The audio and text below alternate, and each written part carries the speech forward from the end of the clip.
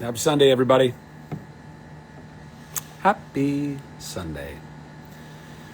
Unless you're in Asia, it might be Monday already. And happy holidays. Hope everybody is surrounded by so many people that you love and that love you in this holiday time, and that you're traveling safe.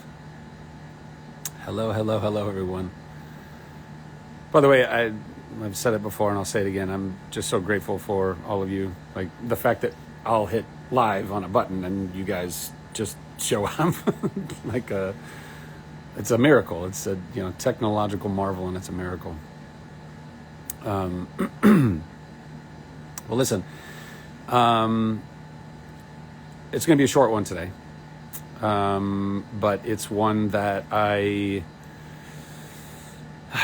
just put a lot of thought and a lot of prayer into, and I just felt was necessary to, do a live and speak, to an important matter.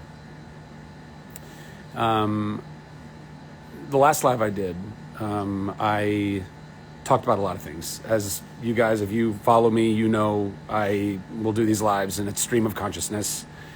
There's nothing scripted. I'm not going off of anything. I'm just speaking from my heart. I'm always speaking from my heart, or trying to anyway. And I'm always trying to speak it with as much love and kindness and honesty and transparency and wisdom and everything that I can muster. But I don't always succeed at that. And in my last live, I was addressing a lot of different things. There were a lot of kind of checklist things that I wanted to address. The biggest one, and I took nearly 30 minutes kind of talking about, was why I had kind of taken the political stance that I had taken. And I wanted people to understand that. And I wanted people to know my heart and know my mind and all of that. I had concluded that. And then I was addressing something that in my mind was a separate thing, but was also connected in that it was tied to things that have become politically charged, unfortunately, in our country and in this world. And I was addressing the death of a former coworker. And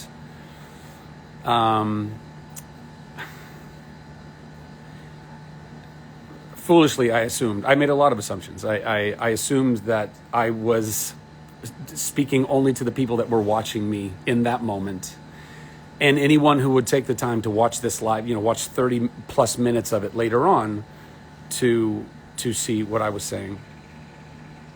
And I was sharing my heart, and I was sharing, and I let my anger and my sadness for the loss of my friend lead to me even talking about him. And I have very strong beliefs about what's going on in this world, and not everybody shares those beliefs. And you can be right about a lot of things, but if you're not being sensitive to your audience, if you're not taking them into consideration, if you are not loving them in that way, then you're being irresponsible. And I was irresponsible and insensitive to him, to his family, to his friends, to anyone that was affected by his death. And I am deeply sorry for that. I assumed, I know what I felt in the moment. I felt like I was fighting for him. I felt like I was fighting for his memory. But there are a lot of people that only saw some headline. They saw some meme that, somebody came in and cut it up and made some, smaller video. And people did not go into the live to go watch it all in context and watch and see me talking about it. And I should have assumed as much, I should have assumed that people who don't like me, and there are many people that don't like me, would take the time to kind of go in there and sabotage what it was that I was trying to say. And and that's offended a lot of people. You know, that shortened, without context, kind of, you know, meme was taken out of context, you know, or not, or maybe people did watch it and they were still offended. And here's the thing. I wanted to give context. I wanted to give some clarity on all of it. I did not blame him for what happened. I did not blame anyone other than the government, really, because I don't trust them, and I think that they're not in our best interest. But people still were suggesting that I was, and so it doesn't matter. It doesn't matter how right I felt in the moment. It doesn't matter that I felt like I was fighting for him. It doesn't matter that I truly was very saddened by his passing. I allowed that to entangle him in all of that, and that was not fair for me to do. And so for anyone out there who has felt upset by me, hurt by me, disappointed in me, I know that there are some friends out there, if they're still my friends, you know, particularly in the Broadway community, that feel very disappointed by me. And I can only say that I'm sorry. I can only hope that you can understand that I am a human being, faltered in so many ways. And I did not mean to cause any more grief than was already going on.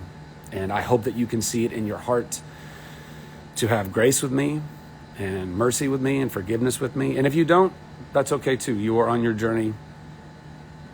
I'm still surrounded by wonderful love and family and friends and people who did see my heart in all of that, and who understood what I was trying to say in that. And by the way, and I also said in that live, I could be totally wrong, and I would be happy, you know, if I'm wrong, I'm wrong.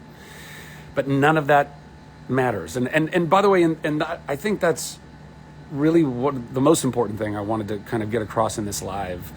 And the thing that I've been kind of like, you know, sitting with and meditating on as I've seen these reactions and these things and some actual lies that have been told about me because of all of this. And I'm like, man, like I clearly didn't anticipate this, but here we are. And what do I need to learn from this? How can I become a better human being because of this? And how can I try to do whatever I can to try and make this right, you know? And I think that one of the biggest lessons is it doesn't matter. It doesn't matter how right you think you are. If you are not speaking to your audience, understanding them, understanding where they're coming from, understanding their hearts and their minds, and to not do that is to not truly be loving them on the highest level. And that's what I want to do. That's what I always aim to do. I try to do that in all of my work. I try to do that with all of my coworkers. I try to do that with strangers. I try to do that with my friends and family and everybody else. And I missed the mark in that moment. And so I am very sorry. So I don't know that the people who hate me are going to take this video and clip it up or whatever. Probably not, because I'm apologizing. Or maybe they will, because I'm apologizing. I don't know. But I always want to make sure that I'm evolving and growing and becoming a better man. And I think that, you know, I see where I misstepped, and I am deeply apologetic for that. And I hope that people can forgive me. And so that's that. That's pretty much all I have to say for today. Thank you for all of the love that you guys continue to send me. Thank you for all of my friends who have stood with me and understand my heart regardless. They watched the whole thing. They saw what I was saying. Thank you for continuing to stand with me and knowing that I'm not someone who's ever trying to grift anyone else. I'm not someone who's trying to take advantage of anyone else. I was merely speaking from my heart, and I allowed my anger and sadness in that moment to propel me in a direction that I did not need to go. So, yeah. And I hope that you are all continuing to love yourselves and love each other. Have grace. Guys, we have to have grace. We have to have patience and grace and mercy and forgiveness with each other. We must, because we're all fuck ups. We fuck up all the time. And, all we can hope to do is pick ourselves up and learn from that, right? And do better. And so that's what I'm trying to do. Love y'all. God bless y'all. Merry Christmas and Happy New Year. And we'll see you on the other side.